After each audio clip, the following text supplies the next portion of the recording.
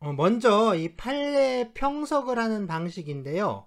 이 판례 평석이라는 게 뭐 꼭 이렇게 해야 한다 라고 이 방식이 정해져 있는 건 아니지만 일반적으로 이 판례 평석을 하는 방식이 있습니다. 가장 먼저 이 사실관계를 파악하는데요. 그리고 그 사실의 기초에서 당사자가 어떠한 주장을 하는지를 좀 찾습니다. 그리고 이 당사자의 주장에 대해서 법원은 어떻게 판단했는지를 찾는데요. 되도록이면 이 심급을 달리하는 법원별로 이 정리를 하는 게 좋겠죠. 그런 후에 이 사건에서 법률적 쟁점을 정리하고 이 쟁점들에 대한 이론적 논의를 전개하는데요. 여기 이 부분은 일반 논문을 작성하는 방식하고 동일합니다. 이렇게 하는 방식이 있고요. 다른 방법은 처음부터 그 일반 논문을 작성하는 방식으로 이 서론, 본론, 결론의 형태로 또 작성하는 방식도 있어요.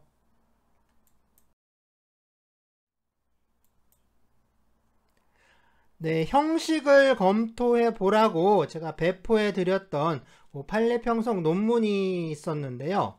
네, 대법원 2018년 7월 26일 선고 2016-205908 판결에 대한 평석이었죠.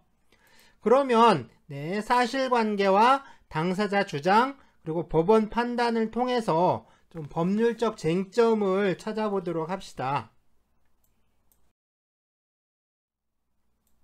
먼저 이 사건의 당사자들에 대해서 알아봐야겠죠. 사건의 당사자는 원고와 피고를 말합니다. 그러니까 이 사건의 당사자가 아닌 사람을 또 제3자라고 하는데요. 이 소송 사건에서는 보통 소외인이라고 한다고 했죠. 경우에 따라서는 이 당사자가 아닌 사람에 대해서도 판단을 해야 할 필요가 있습니다. 그러니까 지금 이 사건도 좀 마찬가지인데요. 먼저 이 사건의 원고들인데요. 이 사건의 원고는 주식회사 KT, 전에는 한국통신이라고 했죠. 이 KT 노동조합의 조합원 중에서 회사에서 명예퇴직한 69명하고 또 이제 배치 전환된 사람 중에 157명 이렇게 모두 226명의 조합원들입니다. 다음으로 이 피고는 주식회사 KT의 노동조합과 그 노동조합의 위원장 그리고 사무총장, 사업지원실장, 정책실장, 조직실장 이렇게 좀 5명인데요.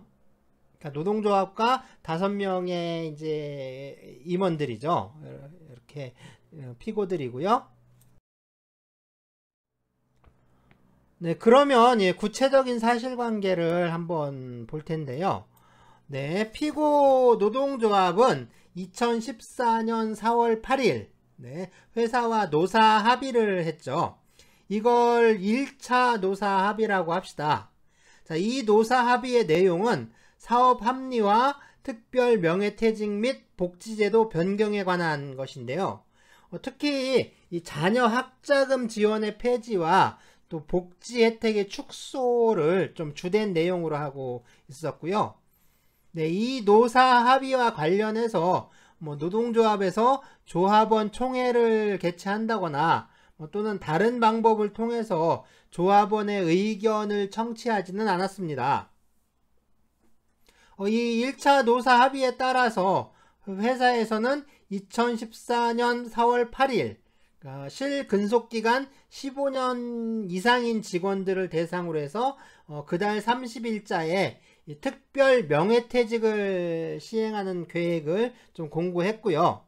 애초에는 2014년 4월 10일부터 24일까지를 접수기간으로 했는데 이후에 기간을 좀 21일까지로 단축을 했습니다.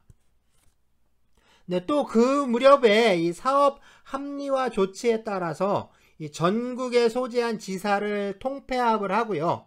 뭐 그에 따라서 인력 재배치를 실시를 하게 됩니다.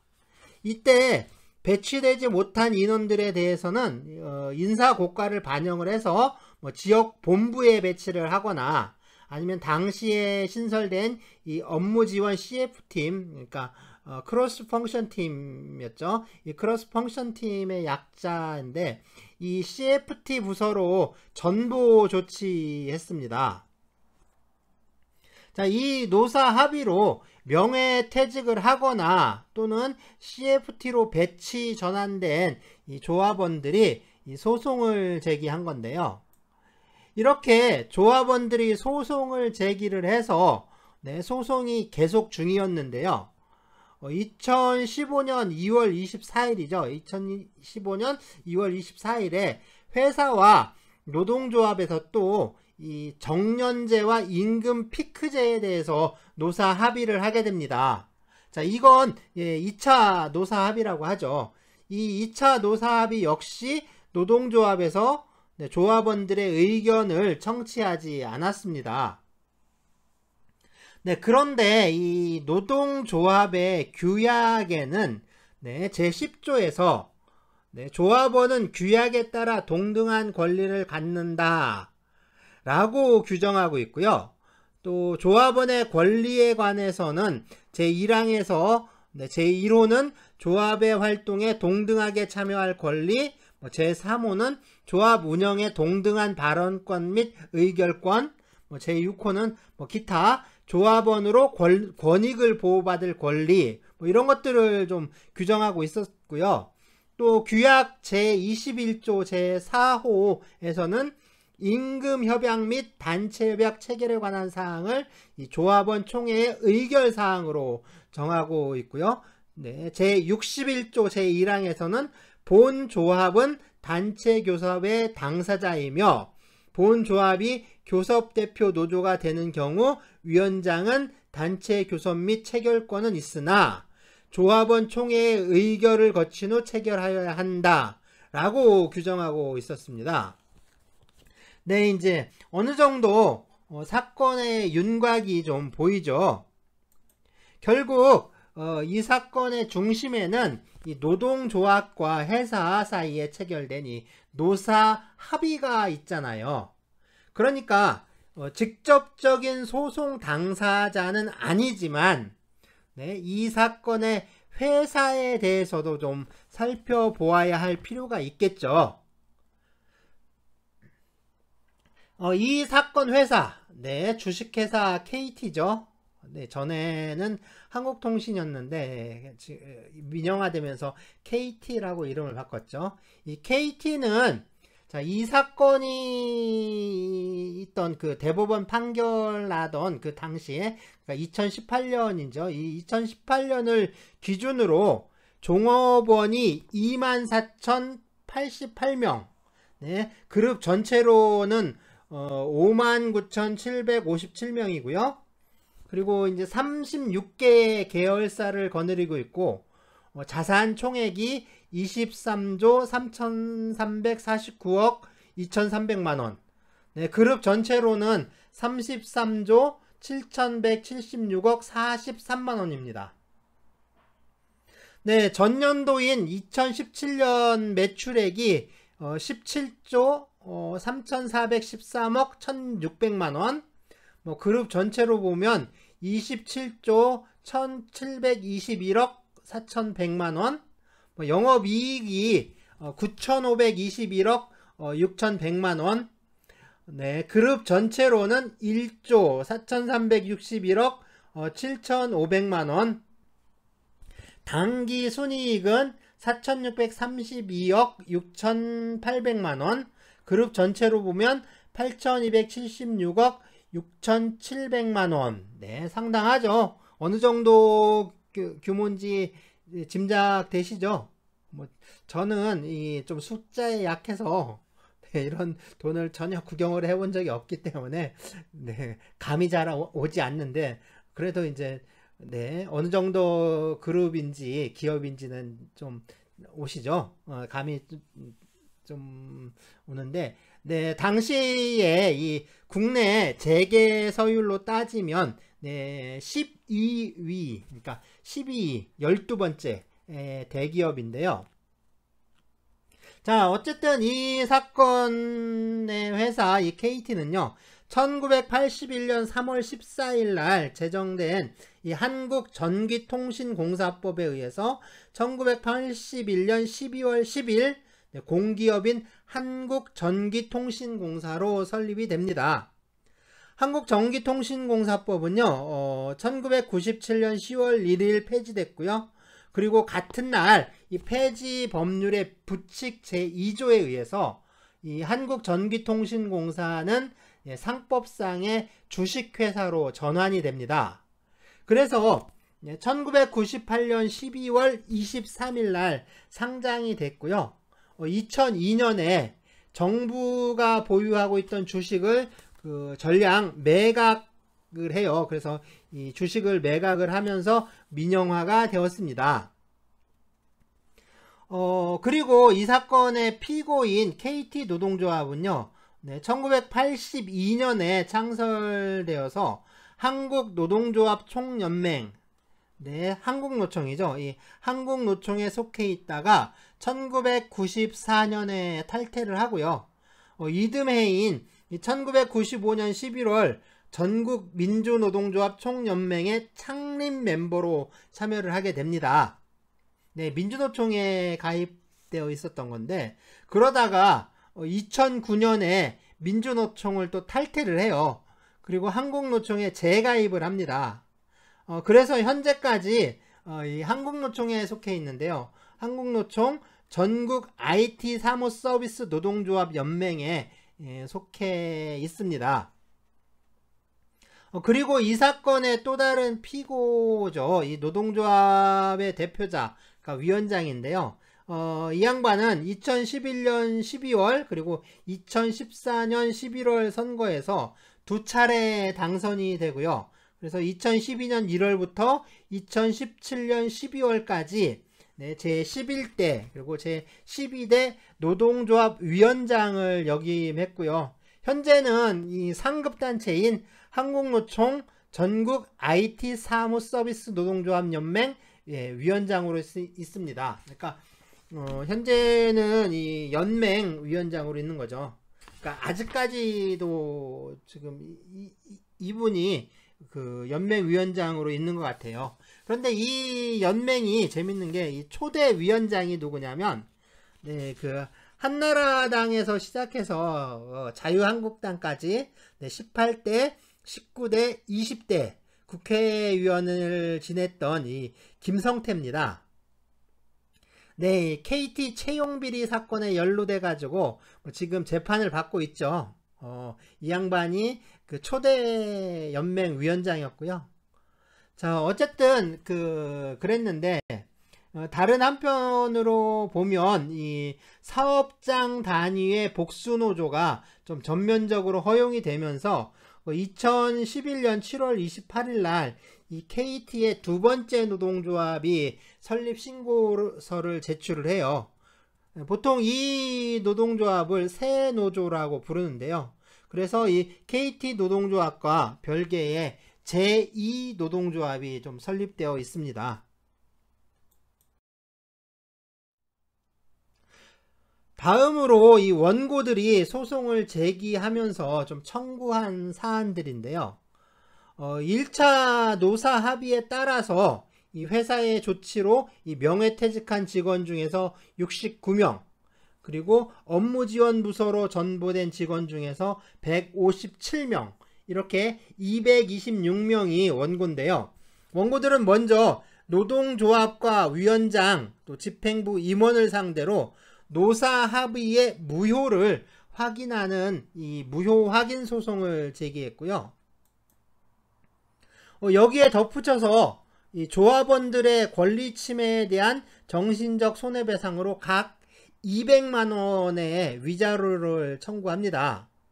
자, 원고들의 청구에 대해서 1심 법원에서는 이 무효 확인 청구는 각하를 했고요. 각하는 소송의 요건에 흠결이 발생했다거나 또는 절차상으로 부적법한 경우라고 했죠. 자, 그래서 이렇게 무효확인 청구는 각하가 됐고요. 자, 정신적 손해배상 청구에 대해서는 이 배치 전환된 157명에게는 30만원씩, 그리고 명예퇴직자 69명에게는 20만원씩의 위자료를 좀 인정합니다. 그러니까 원고들의 청구를 일부 인용한 거죠. 자, 이에 대해서 이제 피고 측에서 항소를 했는데요. 그러니까 이 피고 측만 항소를 해요. 그러니까 원고들은 항소를 안 했는데, 원고들은 이렇게 항소하지 않았는데, 이 피고들도 역시 전부 다 항소한 건 아니고요. 네, 사무총장, 정책실장, 조직실장, 네, 이렇게 세 사람은요 1심에서 책임이 인정되지 않아서 면책이 됐습니다. 그래서 이 사람들은 따로 항소를 하질 않아요. 그리고 항소는 노동조합과 노동조합 위원장, 그 다음에 사업지원실장, 네, 이렇게 셋이 이제 항소를 합니다. 그리고 이제 피고가 항소를 하자 원고의 일부인 38명이 이 부대 항소를 하는데요. 이 부대 항소는 소송의 당사자가 좀 독립해서 항소를 하는 게 아니라, 그러니까 상대방의 항소에 덧붙여서 항소하는 걸 말합니다. 그러니까 부대 항소는 상대방의 항소에 덧붙여서 하는 거니까요. 항소기간이 경과해서 항소권이 소멸한 경우에도 할 수가 있습니다. 자, 이렇게 항소권이 소멸한 경우라도 변론이 종결될 때까지는 이 부대 항소를 할 수가 있는데요. 하지만 이 상대방의 항소가 취하가 된다거나 또는 부적법한 것으로 각하되는 경우에는 이 부대 항소에도 좀 영향을 미치겠죠. 그래서 네, 이 항소 기간 내에 한 부대 항소 있잖아요. 항소 기간 내에 부대 항소를 하는 건 영향을 받질 않아요. 그러니까 상대방의 항소가 취하되거나 또는 각하가 되면 부대 항소의 효력도 소멸하게 되는데, 항소 기간 내에 이루어진 부대 항소는 효력이 소멸하지 않고 독립된 항소로 간주가 되기 때문에 소멸하지 않습니다. 자, 이런 게 부대 항소인데요. 이 사건에서 피고들이 항소를 하자, 그러니까 원고 중에 38명이 복지제도의 축소로 받지 못하게 된 이 자녀의 대학 등록금을 이 재산상 손해로 해서 손해배상 청구를 추가를 했습니다. 그러니까 피고의 항소나 원고의 부대 항소 모두 기각됐고요. 피고들이 이 대법원에 상고했는데 상고 역시 기각됐죠. 그러면 이 원고들의 주장을 먼저 볼까요? 원고들은 이 사건의 노사 합의가 단체 협약에 해당한다 라고 좀 주장을 했습니다. 그리고 이 사건 노사 합의가 특별 명예퇴직, 또 임금 피크제 실시, 또 이 복지제도의 축소 같이 이 노동조건에 중대하게 영향을 미치는 사항들을 대상으로 하고 있잖아요. 그러니까 노동조합의 규약에서 정한 것처럼 총회를 열고 그 다음에 조합원의 의사를 수렴을 했어야 하는데 그러지 않았다는 겁니다. 그러한 절차를 전혀 거치지 않고 이 노동조합 위원장과 이 집행부들이 무단으로, 그러니까 자기 맘대로 회사와 노사 합의를 한 것이다 라고 주장을 하는데요. 네, 이 노동조합 및 노동관계조정법, 줄여서 이 노동조합법이라고 약칭을 하는데, 이 노동조합법 제16조 보시면 이 노동조합 총회의 의결사항에 대해서 정하고 있습니다. 여기 제16조 제1항 제3호에 단체 협약에 관한 사항을 총회 의결사항으로 정하고 있고요. 또 제22조에서 노동조합의 조합원은 균등하게 노동조합의 모든 문제에 참여할 권리와 의무를 가진다. 다만 노동조합은 그 규약으로 조합비를 납부하지 아니하는 조합원의 권리를 제한할 수 있다 라고 해서 이 조합원의 권리와 의무에 관해서 규정하고 있습니다. 그리고 이 사건 노동조합 규약에서도 비슷한 규정을 두고 있는데요. 이 노동조합 규약 제10조에서 조합원의 권리에 대해서 조합원은 본 규약에 따른 동등한 권리를 가진다. 단 규약에 의하지 아니하고는 권리를 제한받지 않으며 징계를 받은 조합원에 대해서는 규정으로 정하는 바에 따라 권리를 제한할 수 있다 라고 규정을 하고요. 바로 이어서 제1항에 조합원은 다음과 같은 권리를 갖는다 라고 해서 각 호에서 조합원의 권리를 나열하고 있습니다. 그러니까 원고들은 이 사건의 노사 합의는 이 노동조합법 제16조, 제22조, 그리고 노동조합 규약 제10조에서 단체협약 체결 과정에 조합원들의 민주적 참여를 보장하고 있는데, 네, 그렇게 하지 않았기 때문에 이러한 규정들의 위배가 되었으니까, 위배되는 거니까 무효이다. 뭐 이렇게 주장한 거예요. 그리고 또 이 노사합의 자체만으로도 사회 질서나 정의관념에 현저히 반하는 것이어서 민법 제103조에 따라 그 효력이 없다, 무효이다 라고 주장했고요.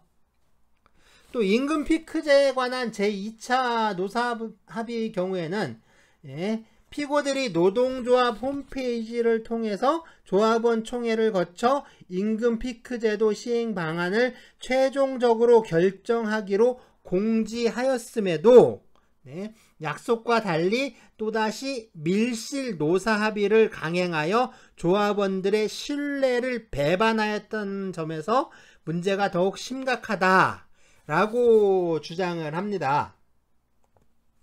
그래서 이 원고들은 이 피고 노동조합이 작성한 2014년 4월 8일자 사업합리화 노사합의서, 특별 명예퇴직 시행 노사합의서, 그리고 이 복지제도 변경 노사합의서, 거기다가 이제 2015년 2월 24일자죠. 정년 연장 및 임금 피크제 관련 노사합의서, 이런 것들이 이 원고와 피고 사이에 무효임을 확인하는 판결을 구하고요. 또 이 정신적 손해에 대한 배상을 청구를 했는데요. 피고들이 이른바 밀실 합의를 함으로써 원고들을 포함한 조합원들의 노동조건이 심각하게 훼손되었기 때문에 피고들은 연대하여 원고들이 입은 정신적 손해에 대해서 배상할 책임이 있다라는 거죠. 자, 이에 따라서 원고 1인당 200만원의 위자료 지급을 청구했습니다. 그리고 학자금 축소와 임금 피크제도 실시에 따른 임금 수준 하락과 같이 이 사건 노사합의로 당연히 발생할 것이 예상되는 재산상 손해 또한 위자료의 증액 사유로 참작되어야 한다 라고 덧붙였습니다. 1심에서 원고들의 위자료 청구가 일부 인용되었죠. 그리고 이제 피고들이 항소를 했는데, 이 항소심에서 원고들 중 일부가 부대 항소로서 그동안 지급받아 오던 대학생 자녀들의 학자금을 지급받지 못하게 되는 손해를 입었으므로, 자, 이에 대한 재산상 손해배상도 청구를 했습니다.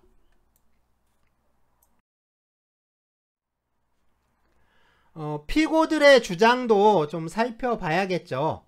피고들은 원고들의 주장에 대해서 먼저 원고와 피고 사이에 이 사건 노사합의들이 무효라는 걸 확인을 하더라도 뭐 이것을 통해서 원고들의 권리관계가 확정된다거나 또는 뭐 이 판결의 효력이 회사에 미친다고 할 수 없기 때문에 네, 소송에서 무효 확인을 구하는 이 부분은 확인의 이익이 없어서 부적법함으로 각하되어야 한다 라고 주장을 합니다.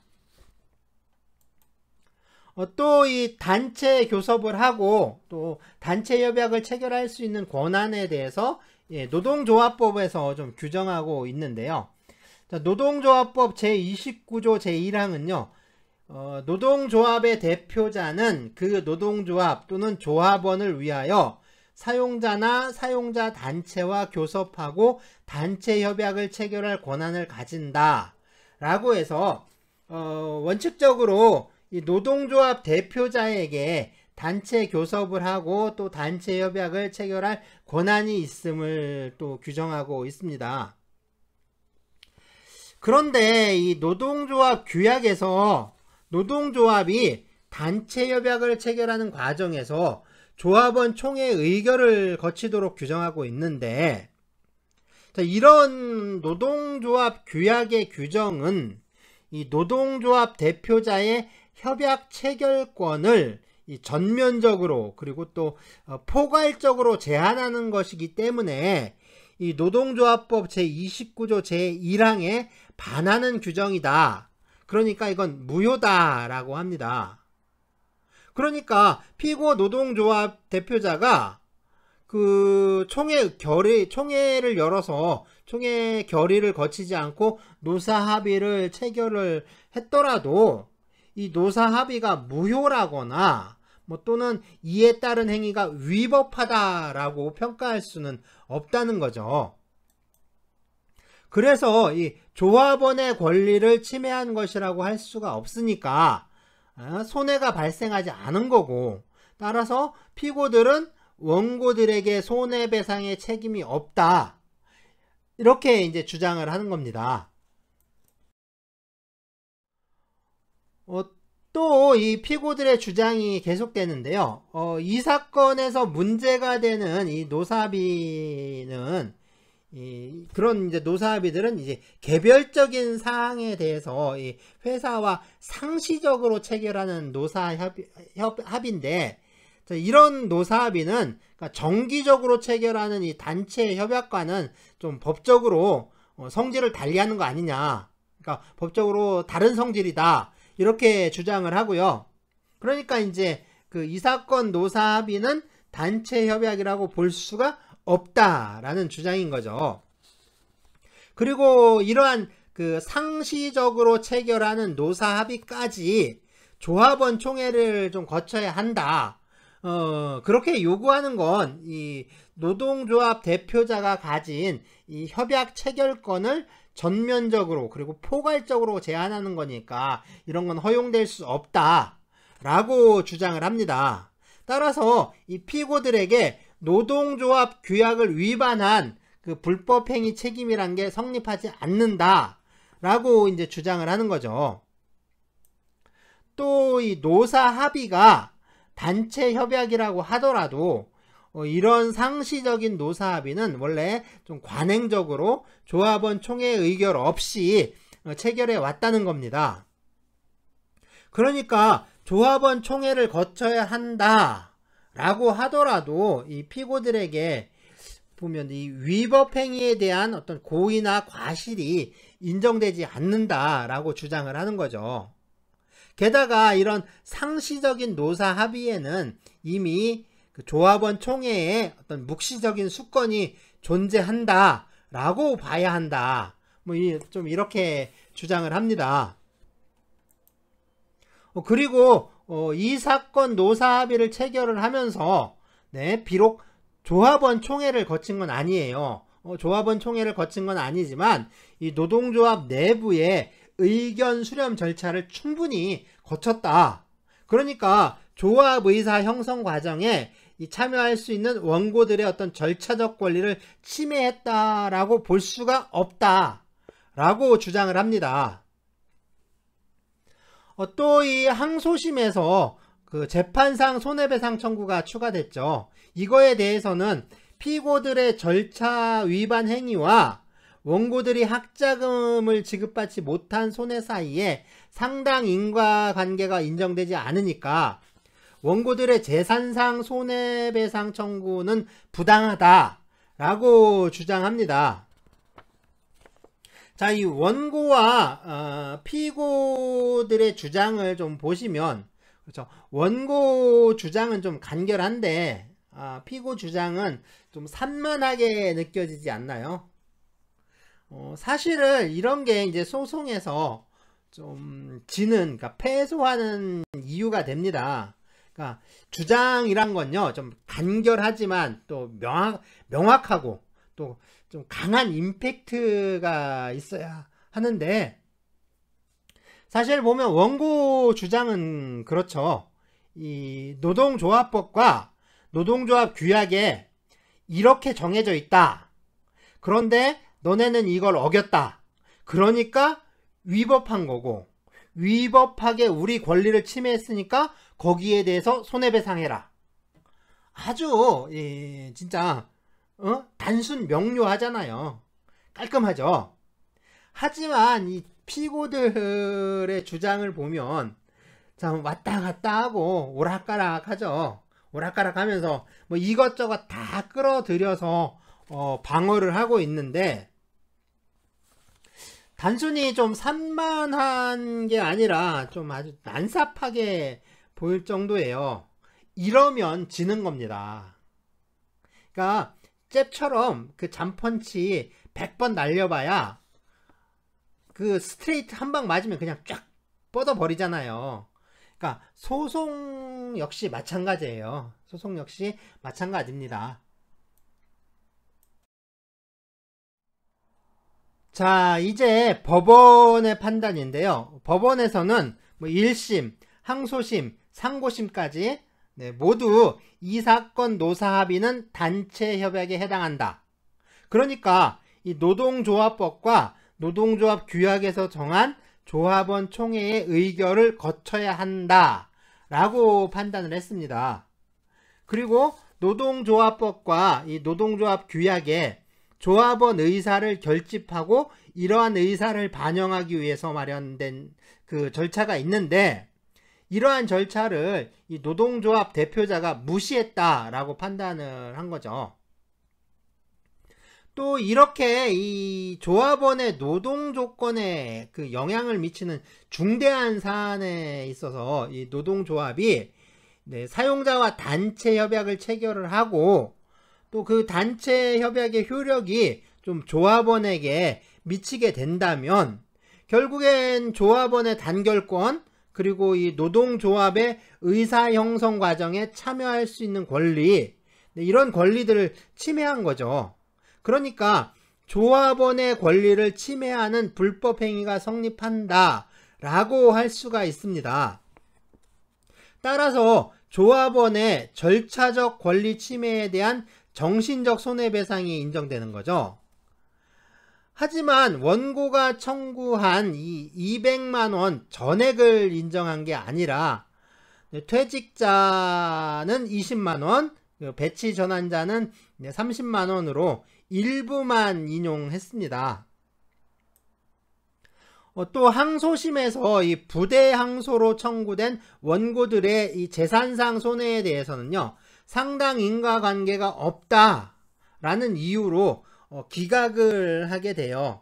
그래서 1심 법원 판결에 대해서 좀 피고가 항소를 했고, 또 항소가 기각이 되자 대법원에 또 상고를 했는데 역시 기각되죠. 자, 그렇다면 이 사건에서 이 법률적 쟁점은 뭐가 될까요? 사실 그 이미 판결이 난 사건이라면 법률적 쟁점은 이 재판 과정에서 당사자가 그 서로 좀 다투고 또 법원이 판단하는 그 사항 있잖아요. 그러니까 그게 법률적 쟁점이라고 할 수가 있습니다. 그러니까 이 사건에서는 이 노동조합과 회사 사이의 노사 합의가 단체 협약에 해당하는지, 이게 이제 첫 번째 쟁점이라고 할 수가 있고요. 그 다음은 이 노사 합의가 단체 협약이라면 단체 협약 체결을 위해서 조합원 총회를 거치도록 노동조합 규약에 정했는데 노동조합 대표자가 이러한 규약에 위반해서 단체 협약을 체결했다면 노동조합 대표자의 이러한 행위가 조합원의 권리나 법익을 침해하는 불법 행위를 구성하는가 라는 문제이고요. 또 만약에 이 불법 행위가 성립한다라고 하면 어느 범위까지 손해배상이 인정되는지, 그러니까 다시 말해서 손해배상의 범위는 어떻게 획정해야 하는지에 좀 달려있다 라고 할 수가 있습니다.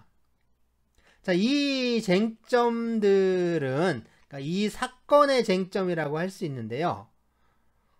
네, 논문을 보시면 제가 이제 배포해 드린 논문을 보시면 이 첫 번째 노사 합의가 단체 협약이냐 하는 문제 있죠.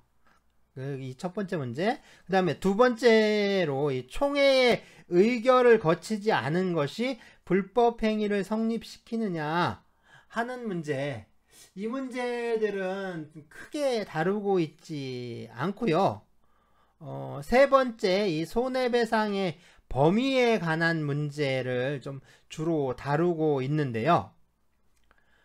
법률 실무가라면 모든 쟁점에 대해서 좀 다뤄야 하지만 그래야지 사건을 해결할 수 있는 거죠. 그러니까 판사나 변호사들이라면 이 모든 쟁점을 다루어야 하는데 그게 아니라 이 연구 목적에서 접근하는 경우에는 모든 쟁점이 아니라 그 자신이 그러니까 자기가 관심 있는 분야의 쟁점에 대해서 좀 집중하게 됩니다. 그러니까 이게 이제 사건을 해결해야 하느냐 아니면 사건에 대한 분석과 비판을 목적으로 하느냐에 따라서 접근 방법이 좀 달라지는 것이라고 할 수가 있습니다. 따라서 그러니까 모든 쟁점이 아니라 그러니까 핵심적인 쟁점에 대해서만 다루게 되는 거죠. 그러니까 판례 평석을 할 때 그 자칫 좀 빠지기 쉬운 함정이 사건에 포함되어 있는 모든 쟁점을 다 커버하려고 하는 건데요. 그러다 보면 나중에 이게 뭔 소리를 하는지 모르게 될 수도 있습니다. 그러니까 그 핵심적인 주제를 중심으로 해서 다루고요.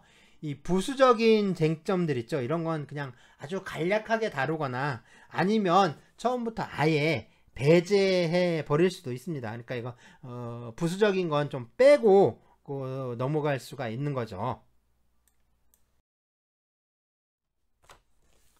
이 사건에서 핵심은 결국에 이 피고들의 행위가 불법 행위에 해당하는가, 그래서 피고들은 원고들의 손해를 배상해야 하는가 하는 문제인데요. 그렇다면 이 불법 행위라는 건 무엇일까요? 네, 합법적이지 않은 행위는 모두 이 법질서에 반하는 불법 행위라고 봐야 하나요? 자, 이제 불법 행위에 대해서는요, 민법 제750조에서 규정하고 있습니다. 그래서 민법 제750조는 고의 또는 과실로 인한 위법 행위로 타인에게 손해를 가한 자는 그 손해를 배상할 책임이 있다 라고 규정하고 있어요. 그러니까 불법 행위는 법질서에 반하는 행위나 또는 뭐 합법적이지 않은 그런 행위들을 말하는 게 아니라, 그런 게 아니라 고의나 과실로 위법하게 다른 사람에게 손해를 가하는 행위를 말한다 라고 할 수가 있습니다. 자, 불법 행위가 좀 그러니까 불법 행위가 좀 성립을 하려면 먼저 가해자에게 고의나 또는 과실이 있어야 하고요. 그리고 이 가해자의 행위는 좀 위법해야 합니다. 그래서 위법행위 또는 그 위법성이라고 하고요. 또 이 다른 사람, 즉 이제 피해자에게 손해가 발생해야 합니다. 그리고 이 위법행위와 손해 사이에는 당연히 인과관계가 있어야 하는데요. 이거 외에도 가해자에게 책임을 부담할 수 있는 능력, 그러니까 즉 책임을 변식할 수 있는 지능이나 또는 정신적 능력, 이런 게 요구되는데요. 그러니까 책임을 판단할 수 있는 그런 이성적인 능력을 말하는 거죠. 이런 능력이 요구되는데 이걸 책임 능력이라고 합니다. 불법행위가 성립하려면 가해자에게 이 책임 능력이 있어야 하는데요. 이 책임 능력에 대해서는 민법 제753조와 그리고 제754조에서 규정하고 있습니다. 이렇게 이제 불법행위가 성립해서 피해자에게 손해배상 청구권이 인정되려면 가해자에게 어떤 고의나 과실 그리고 책임 능력이 있어야 하고요. 가해자의 행위는 위법하다라는 평가를 받아야 합니다. 그러니까 위법성이 인정되어야 하고요. 그리고 피해자에게 손해가 발생해야 하고 또 이 손해와 가해자의 행위 사이에는 인과관계가 인정되어야 합니다. 이렇게 고의 또는 과실, 위법성, 인과관계, 책임능력, 그리고 손해발생, 자, 이거를 불법행위의 성립 요건으로 보는데요. 여기서 이 손해발생은 불법행위의 성립 요건에 넣기도 하고 또 빼기도 합니다. 그러니까 이 손해를 빼는 건, 손해는 불법행위를 성립시키기 위한 요건이 아니라 불법행위의 전제가 되는 요건이라고 보는 거죠. 뭐 어쨌든 뭐 4개가 됐든 요건을 4개로 보든 5개로 보든 뭐 상관은 없는데요. 어쨌든 뭐 그렇다면 보시면 이 불법행위의 요건들 중에서 이 사건에 있어서 가장 핵심적인 건 뭐라고 봐야 할까요? 뭐가 가장 핵심적인 걸까요? 물론 다 중요하죠. 물론 다 중요하겠지만 그 중에 핵심적인 거 하나를 꼽아라. 핵심적인 거 하나를 꼽으라고 하면 무엇을 선택을 해야 할까요?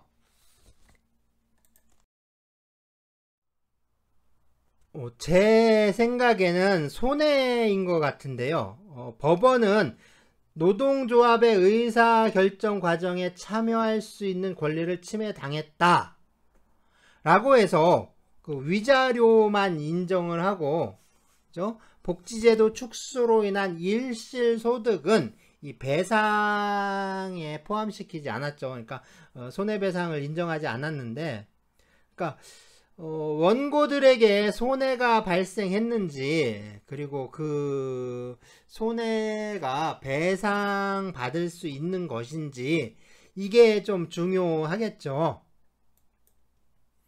그렇다면 그 손해가 무엇인지, 무엇을 손해라고 하는지부터 좀 살펴봐야 될 것 같아요.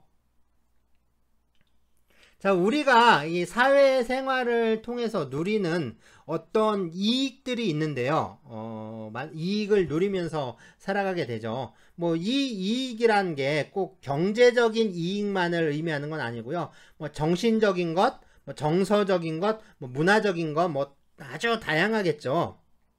그러니까 우리는 이러한 이익을 누리면서 생활하고 있는데요.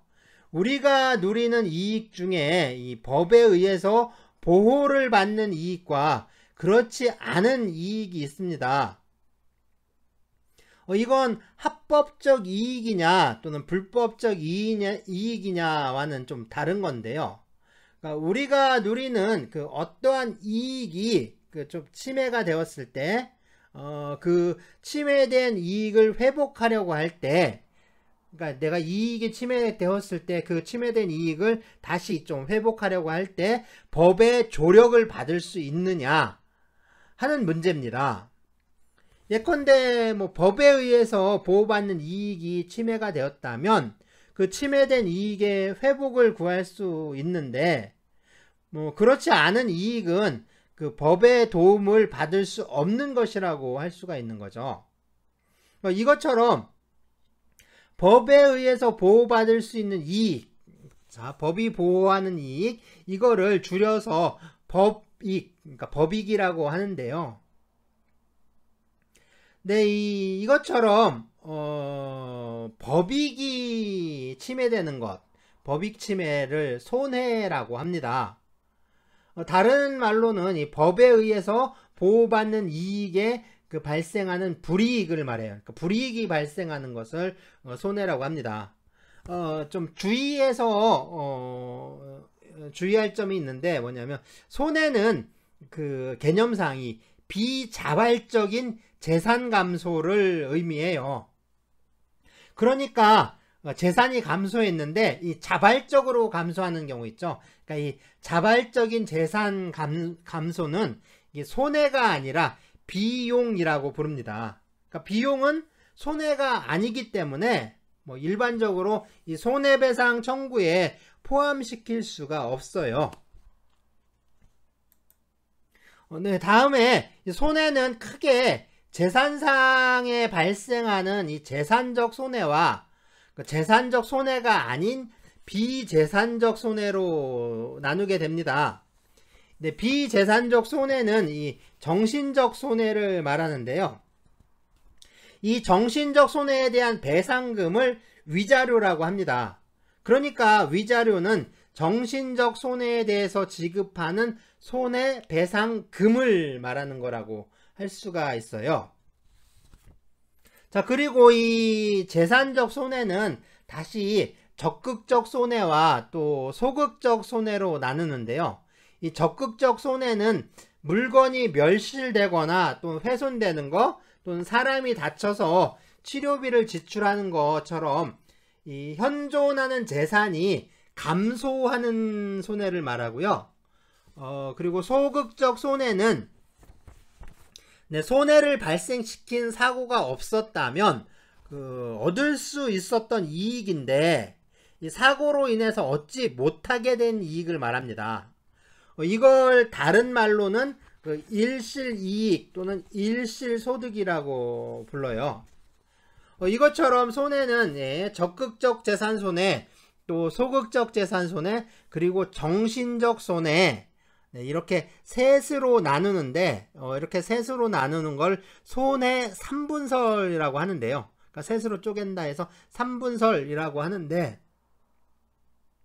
그렇다면 이 적극적 재산 손해와 소극적 재산 손해 그리고 정신적 손해 중에서 배상을 받을 수 있는 손해는 뭘까요?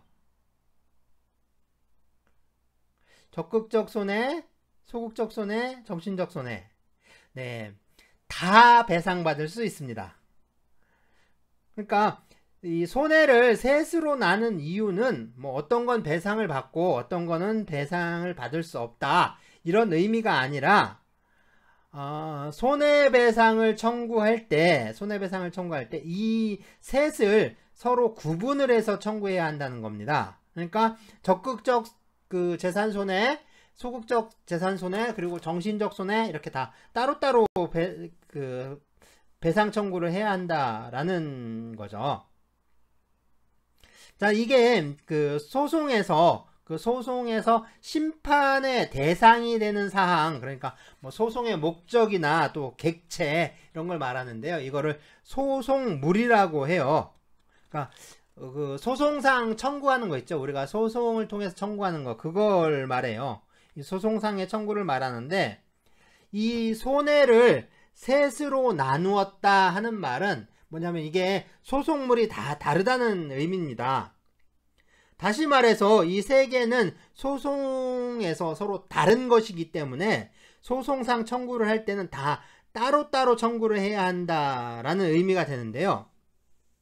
그러니까 적극적 재산 손해 따로, 소극적 재산 손해 따로, 그리고 정신적 손해 따로 뭐 이렇게, 그러니까 적극적 재산 손해 얼마, 소극적 재산 손해 얼마, 정신적 손해 얼마 이렇게 청구를 해야 한다라는 말이 되는 거죠. 보통 이 손해배상에 관한 법체계를 민사책임법이라고 부르기도 합니다. 원래 이 민사책임은요, 이 형사책임과 서로 구분되지 않고 혼합되어 있었는데요. 그러니까 원시 시대 이 형벌을 보면 그 원시 시대 형벌은 이 피의 복수와 그러니까 인신공양의 형태를 띠고 있었어요. 그러니까 이제 다른 씨족이나 뭐 다른 부족에서 우리 씨족이나 부족의 누군가를 살해를 하잖아요. 누군가를 살상을 하면 거기에 대한 복수로 다른 씨족 또는 뭐 다른 부족의 누군가를 또 죽이는 거죠. 그런데 이 한 사람이 죽잖아요. 한 사람이 죽으면 뭐 똑같이 그 한 사람을 죽이는 게 아니에요. 보면 가서 3배, 뭐 또 5배, 많게 보면 또 뭐 12배, 막 이렇게 이제 복수를 하는데요. 이게, 그러니까 몇 배 복수를 하느냐, 이게 좀 그 숫자가, 이게 좀 이 몇 배 복수를 한다 할 때 이 숫자는 좀 종교적인 의미가 담겨져 있습니다. 물론 정확하게 이제 어떤 의미에서 그만큼 해야 하는지는 잘 몰라요. 잘 모르지만 그만큼의 숫자에 그들의 어떤 종교적 의미가 담겨져 있다라는 건 좀 확실한 거죠. 또 그러니까 이것처럼 이제 복수에 의한 살인은 결국에 보면 그 신에게, 그러니까 신에게 제물을 드리는 좀 인신공양의 일종으로 행해지는데요. 그러니까 이제 사람을 제물로 드리는 거죠. 이러한 인신공양이라는 이 원시 종교적 습성이 이 사형제도의 기원이 된 것이다 라고 할 수가 있습니다. 그러니까 아주 좀 다양한 형태로 이루어지게 되는데요. 뭐 심청전 있죠. 그래서 심청이를 뭐 인당수에 빠뜨리는 것처럼 이 물에 던진다거나, 또 이제 우리 사실은 아니라고 밝혀졌는데 이제 에밀레종 있죠. 아이를 불 속에 용광로에 집어넣잖아요. 이것처럼 에밀레종 전설처럼 사람을 이제 불 속에 집어넣는 거, 뭐 그 다음에 성이나 이런 거 지을 때 아기를 밑에다가 이제 파묻고 그 위에 성을 쌓는 거, 뭐 이런 것들, 뭐 이런 것들 있고, 뭐 이제 좀 뭐랄까요, 그 또 이제 그 왕이라든가 부족장이 또 죽으면 사람들을 또 같이 순장을 하잖아요. 같이 묻잖아요. 그러니까 순장하는 거. 이런 것들이 모두 그러니까 인신공양의 형태인데요. 그래서 이제 예수처럼 뭐 이제 십자가에 이제 죄수를 십자가에 매달아 놓는다거나, 또는 이제 교수형, 옛날 교수형 같은 거 역시 인신공양의 좀 유산이라고 할 수가 있습니다. 그러니까 사실 이러한 어떤 피해 복수나 인신공양은 그 자체로 봤을 때 이건 형벌이나 또는 이제 법이라고 하기는 어려운데요. 아마 이건 형벌이나 법 제도가 아니라 어떤 법의 기원이라든가 아니면 또는 이게 그 원시적인 형태라고 할 수가 있는 거죠. 뭐 그러니까 그 오스트랄로피테쿠스 있죠. 오스트랄로피테쿠스가 그 사람의 조상이라고 하는데, 사람의 조상이라고 하지만 이 오스트랄로피테쿠스를 우리는 사람이라고, 즉 인류라고 하지는 않잖아요. 그런 거하고 좀 마찬가지인 거죠. 자, 우리가 이 법이라고 하는 건요, 이 탈리오 법칙이 나오면서부터인데요. 이 탈리오 보통 이제 동해보복이라고 번역을 합니다. 이 눈에는 눈, 또는 이에는 이라고 하잖아요. 눈에는 눈, 이에는 이. 뭐 이런 격언이 바로 이 탈리오 법칙을 표현하는 말이다라고 할 수가 있는데요. 그러니까 눈에는 눈, 또 이에는 이 하면 지금 듣기에는 좀 잔인하게 들리죠. 잔인하게 들릴지 모르겠는데, 사실 이렇게 이제 자기가 당한 만큼만 갚아준다라는 그런 이제 사고, 뭐 그런 인식이 출현한 거예요. 자, 이건 그 당시로서는 참 이게 이제 천지가 개벽할 정도로 큰 변화다, 아주 큰 변화라고 할 수가 있습니다. 우리가 이제 이 눈에는 눈, 이에는 이 하면 아주 원시적이고 좀 야만적인 것처럼 느껴지지만 사실은 이제 현대의 지금 현대적인 형벌제도 역시 이러한 사고를 이제 바탕에 좀 깔고 있어요. 그러니까 이게 그러니까 원시적인 형태가 아니라 이제 기본적인 형태라고 할 수 있는 거죠. 자, 그런데, 네, 다른 한편으로는 이 범죄에 대해서 좀 금전으로, 그러니까 돈으로 보상하는 제도가 또 출현하기 시작합니다. 근데 이거를 속죄금이라고 하는데요. 또는 뭐 인명금이라고도 했어요. 사람의 목숨값이라는 거죠. 이 인명금, 목숨값. 그리고 또 속죄금, 그러니까 죄를 대속하는 돈, 그래서 속죄금이라고 했습니다. 자, 이 속죄금이 출현하는데 이게 지금의 손해배상의 기원이라고 할 수가 있습니다. 그러니까 이것처럼 이 손해배상 제도는요, 손해배상이란 건 형벌과 이제 같은 뿌리에서 나왔어요. 그리고 이제 아주 오랫동안 이 형벌과 구분되지 않고 운용이 되어 왔는데요. 이 형사 책임과 민사 책임이 완전하게 좀 분리가 되는 게 이 프랑스 대혁명 이후에, 그러니까 1804년에 나폴레옹에 의해서 프랑스 민법이 제정되면서부터 라고 할 수가 있습니다.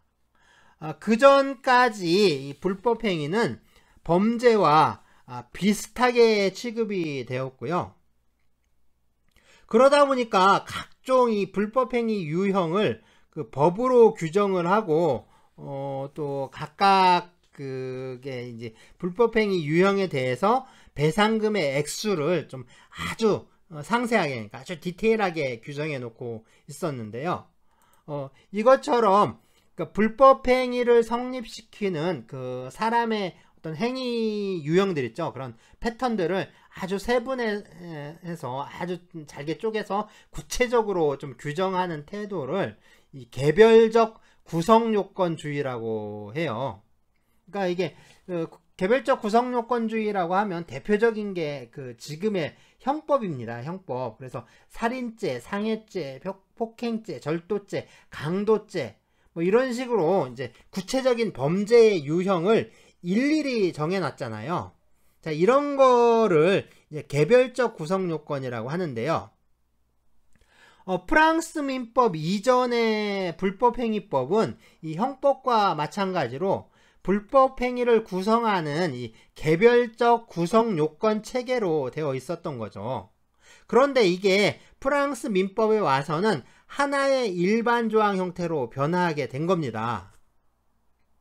그러니까 프랑스 민법 이전에는 그러니까 뭐 살인죄는 지금 보시면 우리 사람을 살해한 자는 사형, 무기 또는 5년 이상의 징역에 처한다 하고 뭐 이제 존속살인 있고 뭐 상해죄, 폭행죄 다 따로 있잖아요. 그러니까 불법행위도 다 이렇게 따로 되어 있었다는 거죠. 그러니까 손해를 끼치는 행위들을 일일이 다 이렇게 따로따로 만들어 놨었는데 이거를 이제 하나로 그냥 통일한 겁니다. 그러니까 형법 같은 경우에는 살인죄, 폭행죄, 뭐 상해죄, 절도죄, 강도죄 뭐 이런 거 다 따로 구분하지 않고 그냥 범죄 해가지고 하나로 딱 묶는 것처럼 그런 식으로 이제 묶어버리는 거예요. 그게 이제 일반 조항이라고 할 수 있는데, 그러니까 일반 규정이라고 할 수가 있는데, 불법행위법은 그러니까 민사 책임이니까 그러니까 일반 규정의 형태를 취할 수가 있는데요.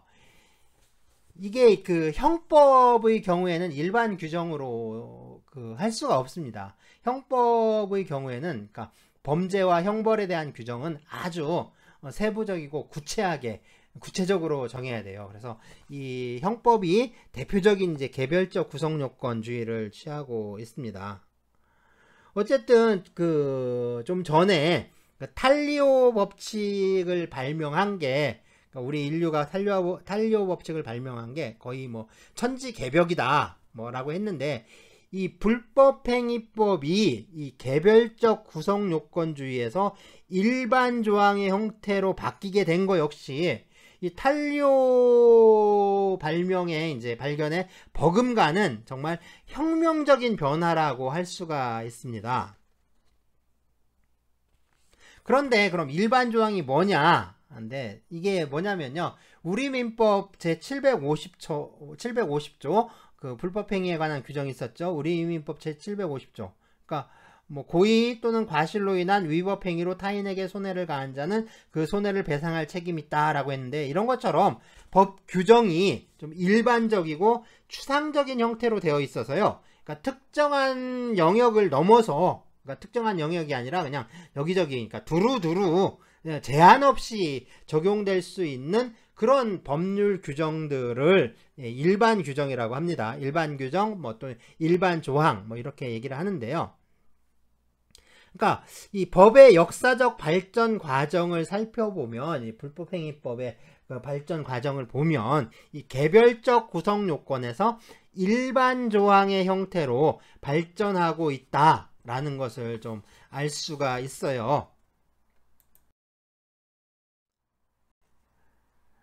그런데 이 불법행위법이 일반 조항의 형태로 규정이 되니까 이제 좀 새로운 문제가 생긴 거예요. 우리민법 750조를 보면 고의 또는 과실로 인한 위법행위로 타인에게 손해를 가한 자는 그 손해를 배상할 책임이 있다라고 했잖아요. 그러니까 가해자에게 고의 과실 위법성이 인정되면 다른 사람에게 발생한 손해를 모두 갚아줘야 하는데, 그런데 이 손해라는 게 이제 인과적인 연쇄에 의해서, 그러니까 연쇄적으로 이제 끊임없이 이제 확대된다는 특성이 있습니다. 그러니까 손해는 시간이 지날수록 끊임없이 이제 확대가 되는데, 도대체 그럼 어느 범위까지 갚아줘야 되느냐? 손해가 없던 상태로 회복시켜줘야 한다면 이 언제 끝날지 모르는 이 인과적인 연쇄 과정을 모두 다 가해자가 책임져야 하느냐, 뭐 이런 문제가 생기는 거죠. 또 이 손해라는 게요, 사람을 계속 또 옮겨 다니면서 확대 손해를 발생시켜요. 그러니까 갑이라는 사람에게 손해가 발생하면 그게 이후에 연쇄적으로 을로, 또 병으로, 또 이제 정으로 뭐 이렇게 이제 확대가 되는데, 그러면 가해자는 뭐 이 모든 사람의 손해를 다 배상해줘야 하느냐 하는 문제도 생기는 거죠. 자, 모든 사람에게 또 모든 손해, 그러니까 발생한 모든 손해를 다 배상하라고 하면 우리가 이제 사회생활을 할 수가 없는 거죠. 그죠? 약간의 부주의로 인해서 일어난 게 나중에 어떤 결과가 발생할지 모르니까 아예 이제 사회생활을 못하게 되는 거죠. 그러니까 그 적당한 좀 어느 선에서, 적절한 어느 선에서 배상의 좀 한계를 정할 필요가 있다라는 겁니다. 그러니까 손해배상을 어느 한도에서 좀 제한할 필요가 있지 않느냐라는 문제인 거죠. 이런 것처럼 손해배상 책임은 아주 적절한 어느 선에서 제한되어야 한다라는 원칙, 이런 원칙을요, 플러드 게이츠 아규먼트라고 하는데요. 네, 수문이죠, 수문. 플러드 게이트, 수문. 그러니까 수문을 열어 놓으면 이 물이 다 빠져나가잖아요. 아니면 또 잘못하면 그 물이 잘못 빠지다가 댐이 무너질 수도 있죠. 그러니까 이 수문은 닫혀 있어야 한다는 겁니다. 그러니까 민사 책임은 제한되어야 한다. 민사 책임은 제한되어야 한다. 라는 원칙을 이 수문에 빗대서 좀 설명하는 게 이 수문 논증이에요. 그리고 이 수문 논증과 관련된 대표적인 사안이 이른바 이 순수 경제 손해라는 건데요.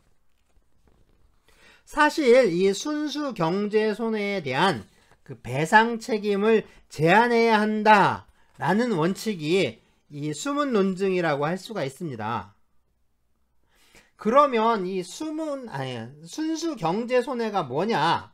이런 게 문제겠죠. 자, 예를 한번 들어볼게요.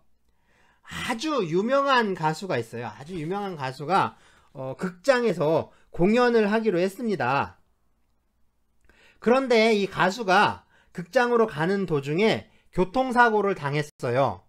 그래서 공연을 못하게 됩니다. 그러니까 공연이 취소가 되는 거죠. 자, 그러면 이때 이 가수를 다치게 했던 이 가해 차량의 운전자, 이 가해자는 교통사고로 다친 가수에게 발생한 손해를 배상해줘야 됩니다. 그러니까 가수가 뭐 치료를 받아야 되면 그 치료비를 배상해야 되고 뭐 그렇죠. 그런 배상을 쭉 해야 되는데 문제는 이제 가수가 아니라 이 극장 주인이에요. 그러니까 극장 주인은 가수의 공연을 예매했던 그 관람객들한테 다 또 환불을 해줘야 되죠. 또 가수 공연이 취소가 되니까 또 다른 여러 가지 손해를 입게 됐잖아요. 그런데 보면 공연이 취소가 된 게 또 가수가 잘못한 것도 아니죠. 그럼 이런 경우에 이 극장 주인은 그 교통사고를 내서 교통사고를 일으켜서 가수를 다치게 한, 그러니까 그래서 이제 공연을 취소할 수 있게 만든 이 운전자, 그러니까 가해자에게 손해배상을 청구할 수 있느냐? 네, 청구할 수 있을까요? 자, 이게 문제입니다. 이게 문제인데, 자, 이 사례에서 극장 주인이 입은 손해 이런 거 있죠. 이런 손해들을 이 순수 경제 손해라고 해요. 그리고 이제 원칙적으로 이 순수 경제 손해는 그 배상을 받을 수 없다라고 좀 이해가 계속 이제 됐습니다. 그러니까 이런 유형의 손해까지 배상을 허용하게 되면 그러니까 손해배상의 범위가 이게 너무 넓어진다는 거죠. 그래서 이 근대 시민법은요, 이 손해배상 책임을 어떻게 제한할 것인가에 참 많은 고민을 하게 되는데요. 그 해결책은 각 나라마다 조금씩 이 다른 방향으로 나타나게 됩니다.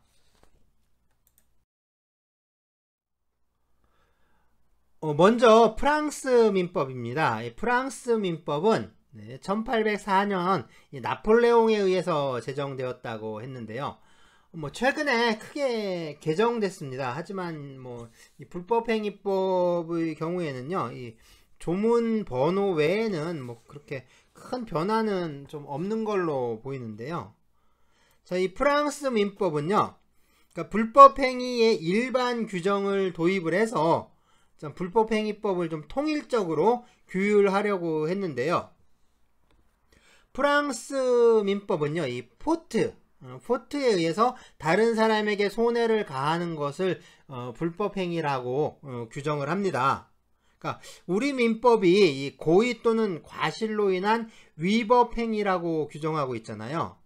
그런데 이 프랑스 민법의 포트는 우리 민법의 고의, 과실과 또 위법성이 좀 하나로 통합되어 있는 개념이라고 할 수가 있어요.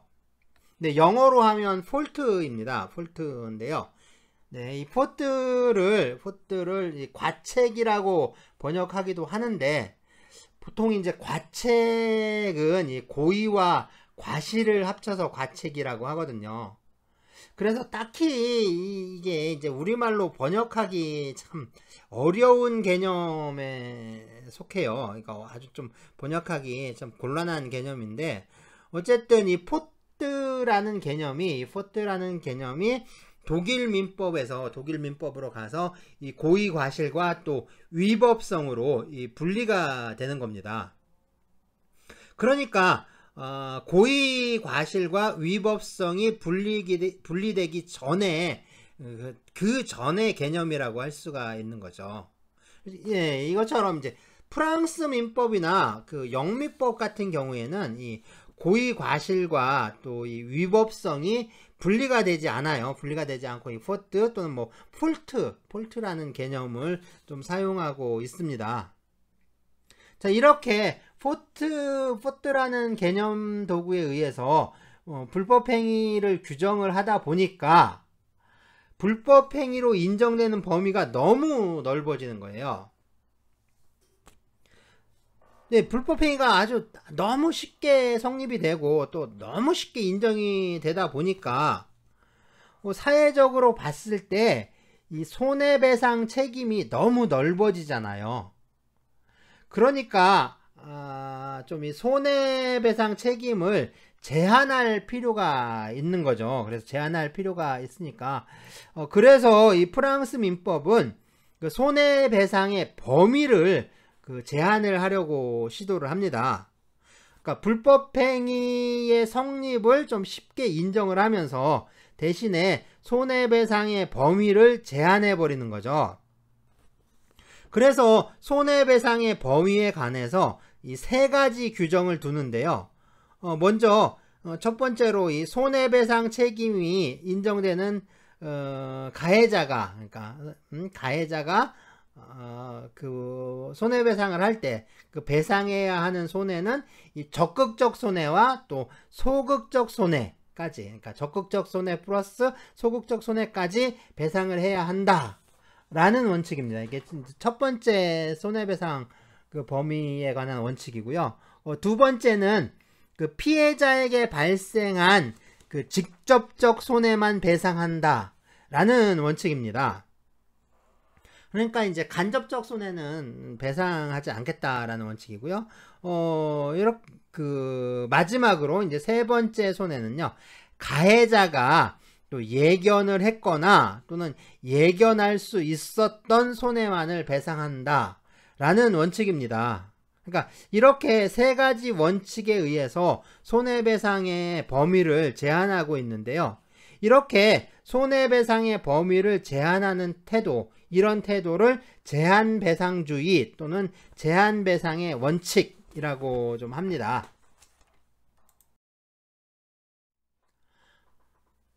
다음으로는 이 독일 민법입니다. 이 프랑스 민법이 제정된 후에 독일에서도 이 민법을 제정할 거냐 말 거냐 가지고 이제 큰 논쟁이 벌어졌는데요.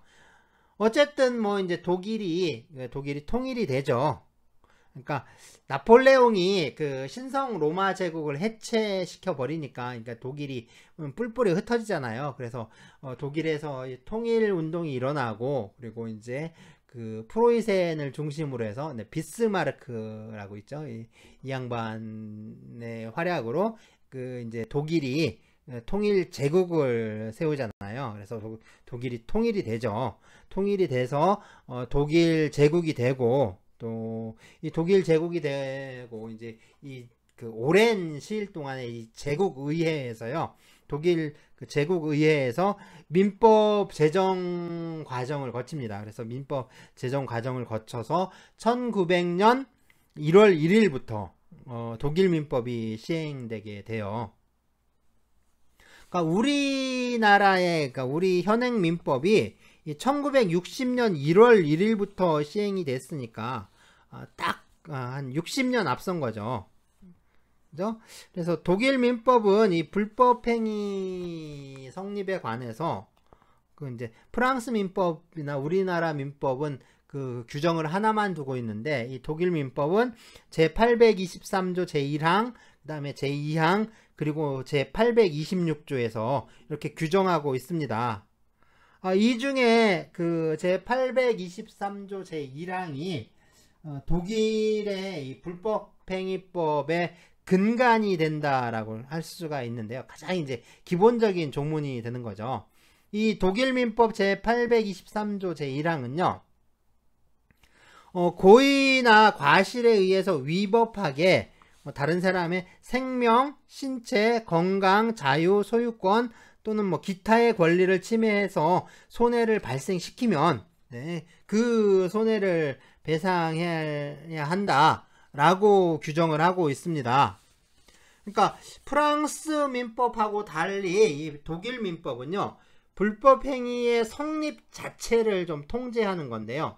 이것처럼 불법행위의 성립을 좀 일반 규정에 맡기지 않고 좀 개별적 구성 요건처럼 해서 제한을 하고 있는 거죠. 그러니까 독일 민법은 이 불법 행위의 성립을 제한하는 건데요.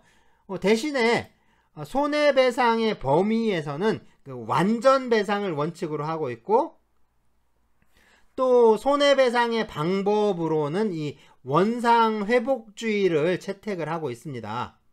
먼저 이제 그 완전 배상이 뭐냐면, 그러니까 손해배상의 범위를 제한을 하지 않고 발생한 모든 손해를 배상시키는 건데요. 자, 그 방법으로 채택한 게 바로 이 원상 회복입니다. 그러니까 불법 행위가 없었던 상태로 되돌려 놓는 것을 원칙으로 하는 거죠. 그런데 손해가 발생하면 그 손해로 인해서 다른 손해가 또 연쇄적으로 발생을 하게 되잖아요. 그러니까 계속해서 손해가 확대가 되는 거죠. 뭐 예를 들어서 뭐 교통사고가 일어나면 그 사고로 사람이 다치게 되고, 또 다친 사람은 또 치료를 받는 동안 일을 못 하게 되잖아요. 그러니까 일을 못 하게 되니까 뭐 이제 소득이 없는 거죠. 소득이 없고, 그러니까 이제 가족들의 생계를 좀 꾸리기 어렵게 되죠. 그러니까 가족들의 생계가 곤란해지니까 뭐 이 자녀의 학비를 부담할 수 없게 돼서 또 자녀들은 학교에 못 다니게 되고, 또 자녀들이 학교에 다니지 못하니까 그 상급 학교에 또 진학을 못하고, 그래서 이제 나중에는 뭐 좋은 직장을 구할 수가 없고, 뭐 이런 그 계속해서 이제 교통사고로 인해서 손해가 계속 이어지고 있잖아요. 계속해서 이제 확대가 되고 이어지게 되는데, 결국에 그냥 그 말뜻 그대로 원상 회복을 시켜라 라고 하면 지금 발생한 모든 손해를 다 배상하라는 말이 되는 거죠. 그런데 이 교통사고를 일으킨 사람이 보면, 교통사고를 일으킨 사람의 처지에서 보면, 이 사람은 발생한 거 다 배상하라고 하면 너무 억울하죠. 그러니까 자기가 잘못한 만큼만 또 책임을 지는 게 맞잖아요. 그러니까 가해자가 과실에 의해서 교통사고를 냈다면 또 그것에 의해서 손해가 발생한 거니까 이 과실이 인정되는 만큼만 손해를 배상하는 게 또 옳은 거죠. 결국에 이 완전 배상이라고 하지만요, 이 인과적으로 발생하는 모든 손해를 전부 다 배상하라는 건 좀 지나친 거고, 그러니까 전부 다 배상하는 게 아니라 결국에 가해자의 과실 있는 행위와 또 그 인과관계가 인정되는 손해만 배상을 하는 겁니다. 문제는 이 인과관계를 어떻게 판단해야 하느냐 하는 건데요. 현실적으로 존재하는 인과관계는 좀 확률적이에요. 그러니까 교통사고로 사람이 사망했다, 뭐 인과관계가 인정된다 라고 했을 때, 그러면 100% 다 그러냐는 거죠. 교통사고가 나면 100% 사람이 사망하는가? 그건 아니잖아요. 그러니까 사망할 확률이 몇 %인데 그 사망할 확률이 실현된 거죠. 이게 이제 인과관계예요. 현실에서 이 인과관계는 확률로 표시가 되는데 그게 실현이 돼서 손해가 발생한 거예요. 그렇다면 몇 %의 확률까지 손해배상을 인정해야 하는지, 뭐 이게 문제가 되는 거죠. 확률이 높으면 손해배상 책임이 좀 인정될 가능성도 좀 높아지겠죠. 확률이 낮은 경우에는 손해배상 책임이 또 부인될 수도 있겠죠. 부인되는 경우도 있을 겁니다. 그러니까 좀 어디까지 인과관계를 인정하고 또 어디까지를 배상시켜야 하는가 라는 문제가 생기는 거예요. 그래서 이 독일 민법은 뭐 여기에 가해자를 기준으로 해서 인과관계를 판단하자, 뭐 또는 뭐 객관적인, 그러니까 사회 일반인을 기준으로 해서 뭐 인과관계를 판단하자, 아니면 이제 두 가지 판단을 좀 절충해서 인과관계를 판단하자. 그리고 이 인과관계를 판단해서 그 인과관계의 범위까지 책임을 인정하자. 라고 하는 겁니다. 자, 이런 거, 이렇게 이제 인과관계를 통해서 이 완전 배상의 범위를 정하자라는 이 이론을 상당 인과관계론이라고 합니다. 이게 1번을 통해서 우리나라에 도입이 됐는데요.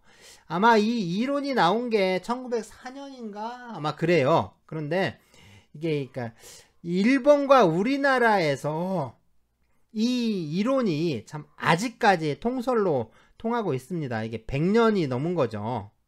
네, 상당 인과관계. 아마 이 손해배상 판결들이나 이 손해배상법의 교과서들 보면 수도 없이 나오는 말인데요. 사실 우리의 이 불법행위법은 이 독일의 불법행위법하고 뭐 체계라든가 구조가 전혀 달라요.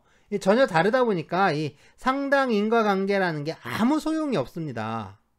그러다 보니까 이게 이 이론이 일본이나 우리나라에서는 진짜 알맹이가 내용이 하나도 없어요. 그냥 껍데기만 남은 게 돼버렸습니다. 네, 이게 제가 이제 학위 논문에서 이 주제를 다루었는데요. 네, 필요하신 분들께 이제 한 권씩 좀 보내드리겠습니다. 네, 이게 7주차 출석 과제고요. 네, 7주차 출석 과제입니다. 그러니까 뭐 이제 다음 금요일까지인가요?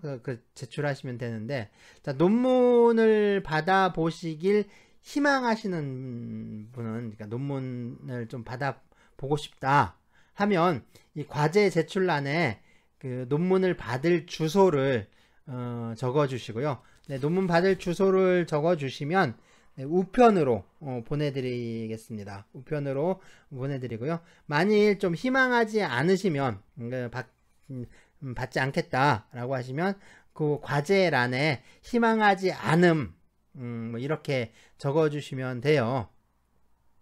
그래서 이제 7주차의 출석 과제는 논문을 받을 주소를 적으시거나 또는 희망하지 않음 뭐 이렇게 둘 중에 하나를 좀 적어 주시면 됩니다. 네, 우편으로 희망하시는 분은 네, 우편으로 제가 발송해 드릴게요.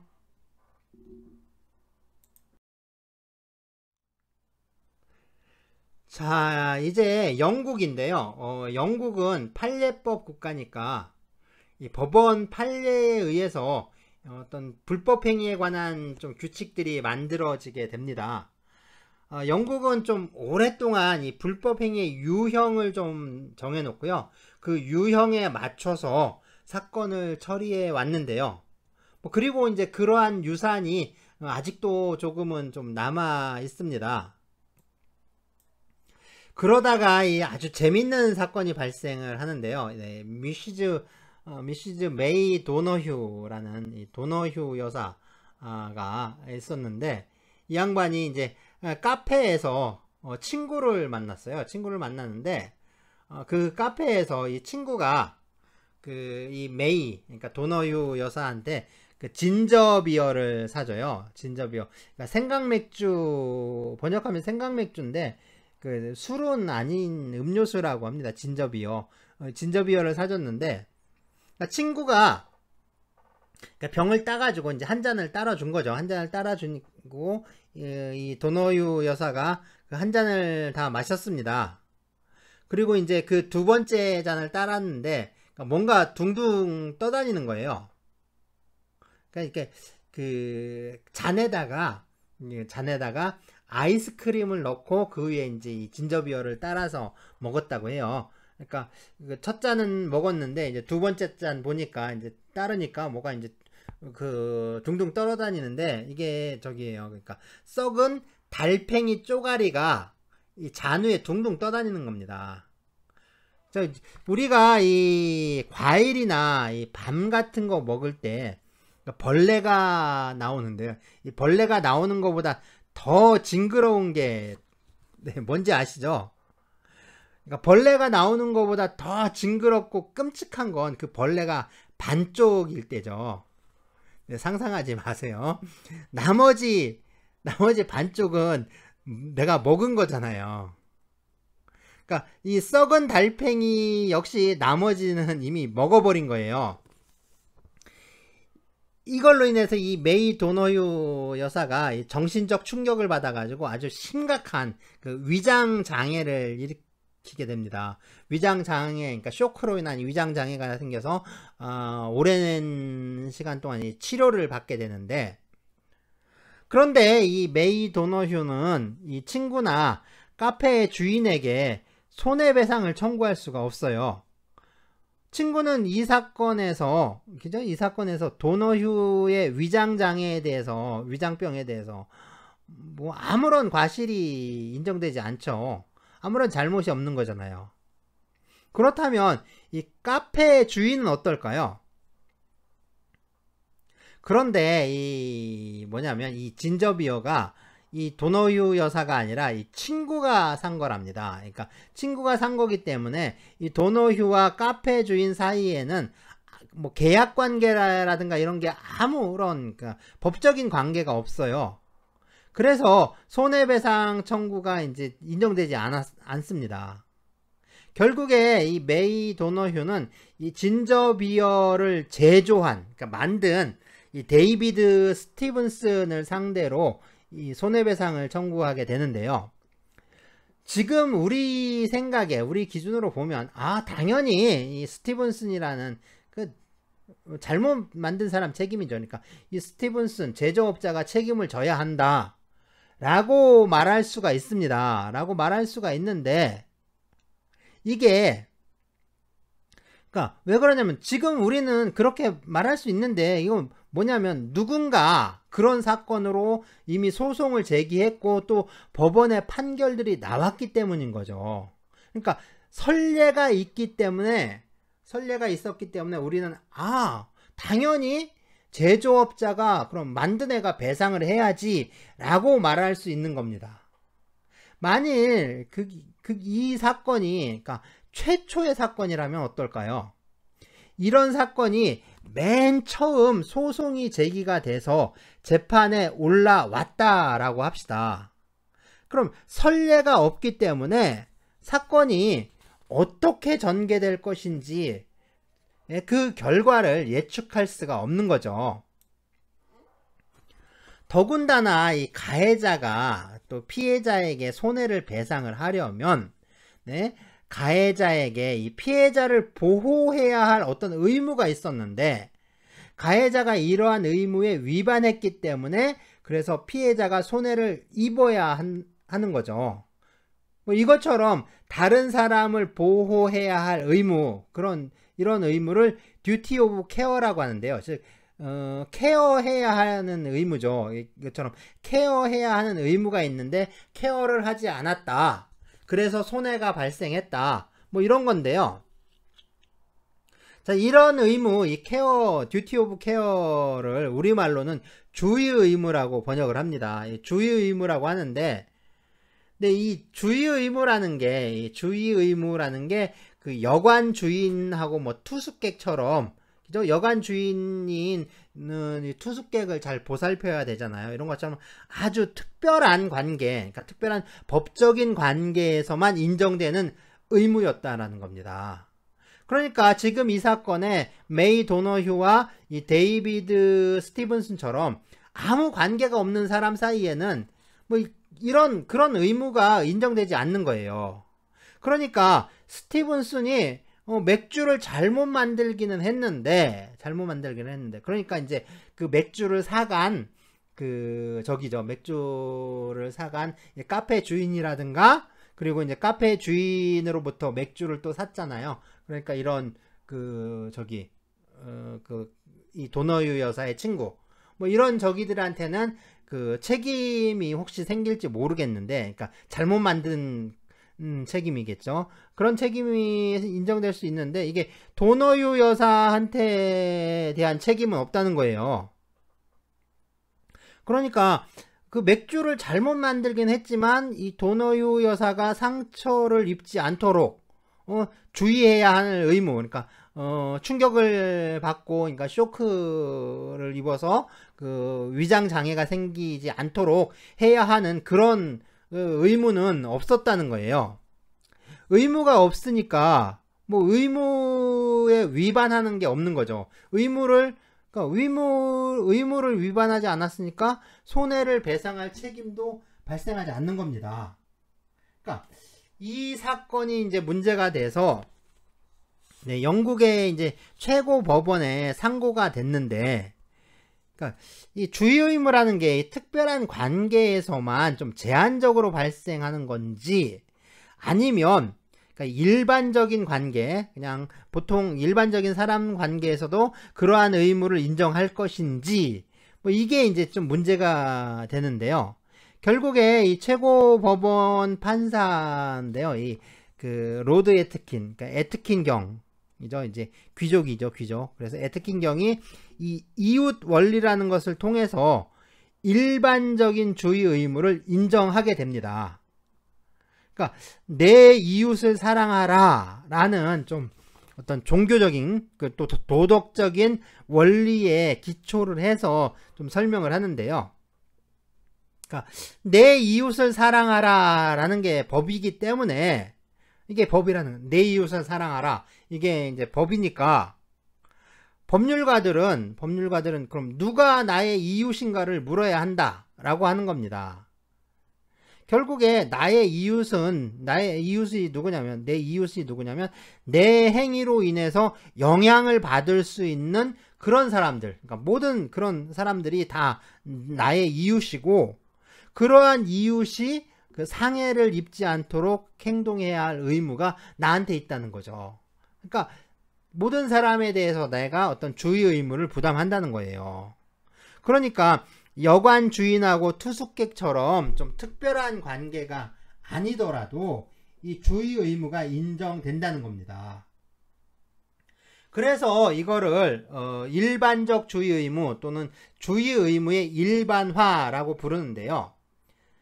결국에 이제 프랑스가 성문법을 제정을 해서 그 성문 법률을 통해서 불법 행위의 일반 규정을 마련했다라고 하면, 그러니까 영국법은 판례를 통해서 똑같이 이제 일반 규정을 만들어낸 것이다 라고 할 수가 있는 거죠. 네, 그렇다면 이 손해배상은 어느 범위까지 해야 하는가 라는 문제가 발생하는데요. 뭐 이것에 대해서는 좀 합리적으로 예견할 수 있었던 손해까지 배상하는 것을 원칙으로 하게 됩니다. 그러니까 상당히 좀 프랑스 민법에 가깝게 되죠. 사실 그 우리나라의 이 불법 행위와 이 손해배상법은요, 이 독일보다는 이 프랑스와 영국의 영향을 많이 받았는데요. 그러니까 우리나라의 이 손해배상 범위에 관한 규정은 이 영국 판례법의 영향에 의해서 형성된 것이다 라고 할 수가 있습니다. 그래서 우리 이 손해배상법의 취지를 좀 명확하게 밝히려고 하면, 그러니까 명확하게 좀 밝혀보자 하면은 이 독일보다는 이 영국의 판례법을 검토할 필요가 있는 거죠. 자, 어쨌든 이 순수 경제 손해 문제로 돌아와서 다시 살펴보도록 합시다. 이 순수 경제 손해의 문제는 이 불법행위법이 좀 개별적 구성 요건에서 이 일반 규정으로 발전하는 과정에서 그 참 어느 나라의 법 체계에서나 발생했던 문제인데요. 이것에 대한 대응 역시 나라마다 좀 조금씩 이제 다르게 나타나게 됐죠. 그런데 우리나라에서는 이 순수 경제 손해에 대한 문제의식이 전혀 없었습니다. 그러니까 왜 그러냐 하면, 그러니까 우리에게 이 근대 시민법은 우리가 이제 자생적으로 또 자체적으로 발전시킨 게 아니라 그냥 서구의 것을 그대로 수입한 거잖아요. 그러니까 이 순수 경제 손해라든가 손해배상 책임의 제한이라든가 하는 문제가 그런 문제가 발생하는 어떤 역사적 과정을 그냥 건너뛰어버린 겁니다. 넘어가 버린 거죠. 그러니까 서구의 것을 수입을 하니까 서구의 여러 나라들이 이미 겪었던 과정은 그냥 건너뛰고, 그러니까 그 이제 결과만, 성과만 그대로 도입을 해오니까 그 전에, 그러니까 그 역사적으로 그 앞에서 일어났던 일들은 전혀 이제 모르는 거죠. 그래서 뭐 이런 문제에 대해서 좀 깊이 있게 검토하지도 않았고요. 뭐 이와 관련된 문제가 발생을 해도 또 관심이 없는 겁니다. 뭐 문제가 되고 있는데 문제 자체를 모르는 거죠.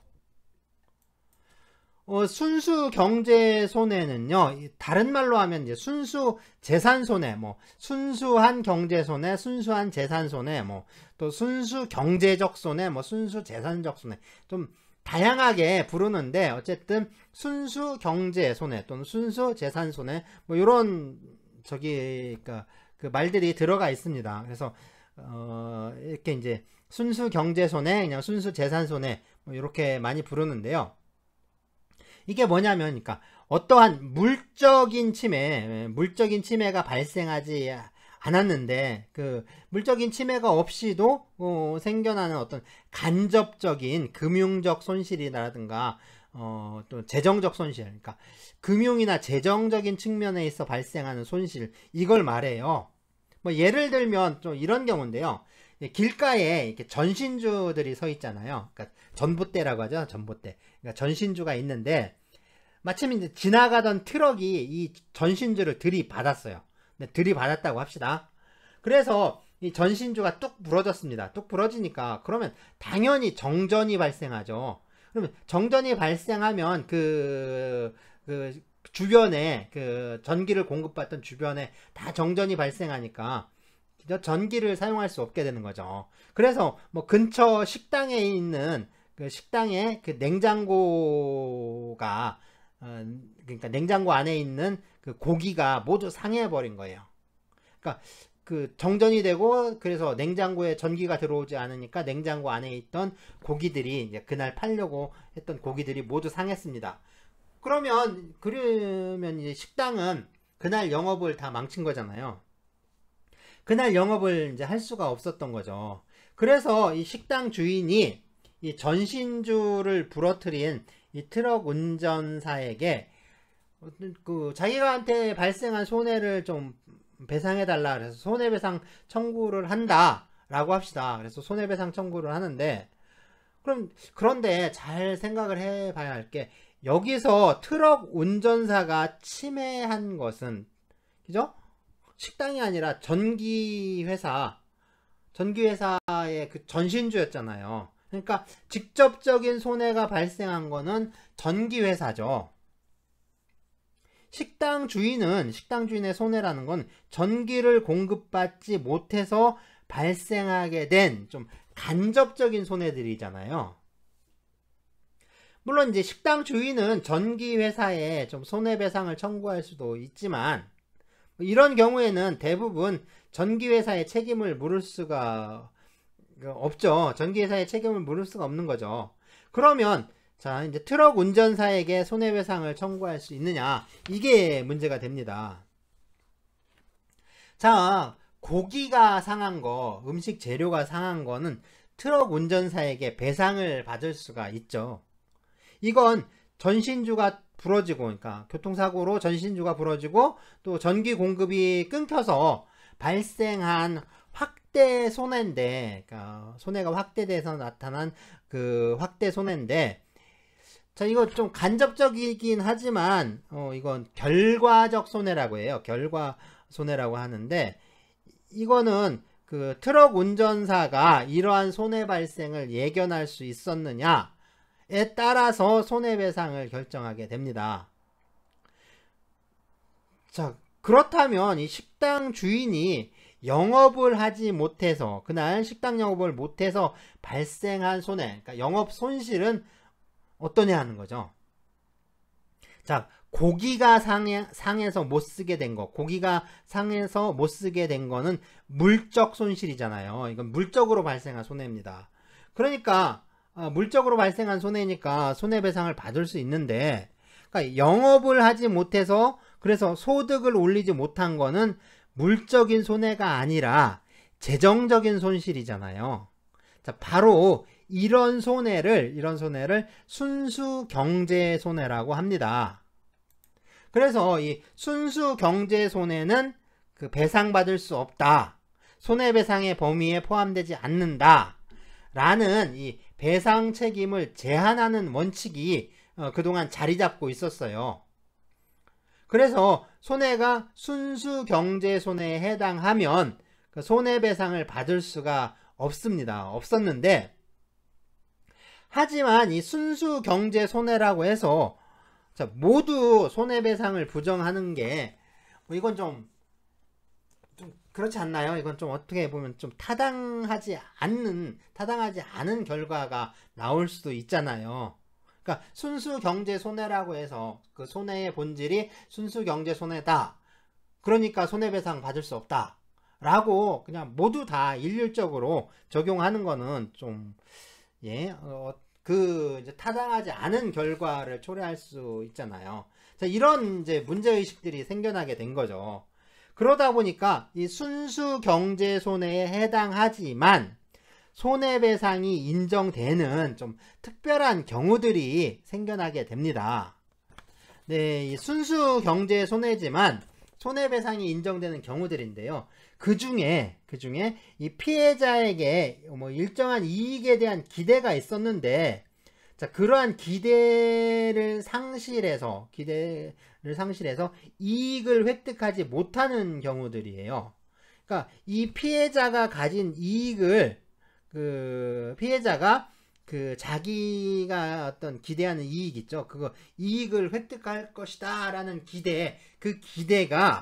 이런 기대가 법적으로 보호받을 필요가 있느냐, 그래서 법적으로 보호받을 필요가 있는지 그거를 따지는 거죠. 그래서 법적으로 보호받을 필요가 있다.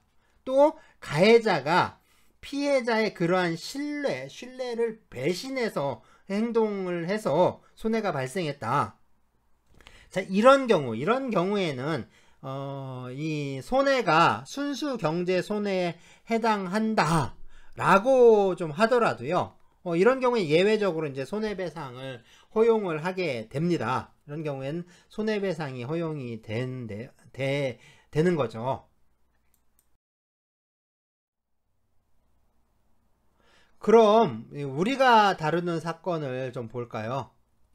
지금 이 우리가 다루는 사건에서 법원은 정신적 손해에 대한 배상은 인정을 하면서 이 자녀 학자금에 대한 재산상 손해는 그 배상을 허용하지 않았습니다. 그런데 이러한 손해가 좀 전형적인 순수 경제 손해의 사례에 해당하는데요.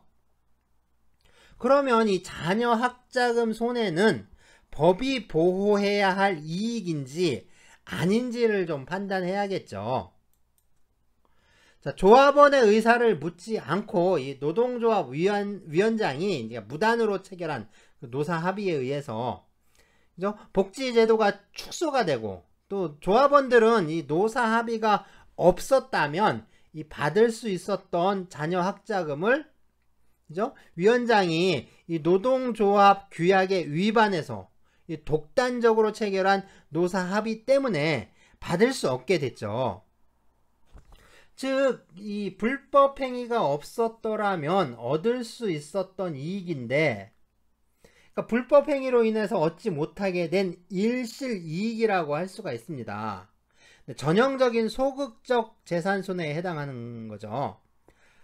그럼 과연 조합원들의 자녀 학자금에 대한 기대는 보호받지 못한다 라고 말할 수 있느냐는 거죠. 그래서 우리 법원이 이 사건에서 진짜 내용도 없는 이 상당 인과관계라는 걸 갖다가 상당 인과관계가 없으니까 배상 책임이 없다 라고 판결했는데, 이렇게 판결한 건 잘못된 겁니다. 인과관계가 없기는 왜 없겠어요. 자녀 학자금을 안 주겠다고 노사 합의를 하면 당연히 조합원들이 자녀 학자금을 못 받게 되죠. 이게 어떻게 인과관계가 없는 겁니까? 누가 봐도 인과관계가 인정되는 거죠. 자, 이 사건에서 결국에 피고들의 어떤 의무 위반을 먼저 따져야 되는 거죠. 그리고 의무 위반으로 발생할 수 있는 손해에 대해서 예견할 수 있었느냐, 또 그리고 이제 조합원들의 그 노동조합에 대한 신뢰가 법적으로 보호받을 수 있는 것인지, 또 피고들은 그러한 신뢰를 얼마나 무시하고 행동했는지, 뭐 이런 것들을 따져서 좀 구체적으로 따져서 판단해야 하는데, 뭐 그런 거 전혀 없이 그냥 있다 없다 해가지고 그 뭐라고 할까, 독단적으로, 법원 역시 독단적으로 판단해 버리는 거죠. 그러니까 논리성이 결여가 된 겁니다. 전혀 뭐 논리적이라든가 뭐 이런 저희가 없죠. 그냥 직관적으로 돼, 안 돼, 뭐 이런 식으로 하는 거죠. 그러니까 위자료는 사실상 그 사실심 법원이 그냥 재량으로 판단해요. 그러니까 이게 정해져 있는 게 아니라 사실심 법관들이 그냥 딱 얼마 그냥 잘라주고 마는데, 이 재산적 손해 있죠. 재산적 손해에 대해서는 그렇게 하면 안 되는 거죠. 재산적 손해에 대해서는 정말 치밀하고 논리적으로 이제 그 따져야 되는데, 뭐 전혀 따지지 않고 그냥 상당히 인과관계가 없어, 그냥 이렇게 한 겁니다. 그러면 상당히 인과관계는 뭔데? 거기에 대한 이제 할 말이 없는 거죠. 자, 이제 뭐 자세한 내용은 논문을 좀 참조를 하시고요. 네, 원래 뭐 이 수업은 한 40분 정도만 하려고 했는데, 네, 1시간 뭐 50분 가까이 되는 것 같네요. 너무 길어진 것 같습니다. 뭐 계획은 그 다음 주제까지 이번 주에 다 하려고 했는데, 뭐 그렇게 하기는 정말 힘들죠. 그렇게 하기는 힘들 것 같죠. 그래서 이번 주는 그냥 여기까지만 하고요. 네, 그래서 이제 다음 주제는 다음 주제는 다음 주에 해야 할 것 같습니다. 그래서 다음에는 이 노동 계약에 대해서 좀 살펴보도록 하겠습니다.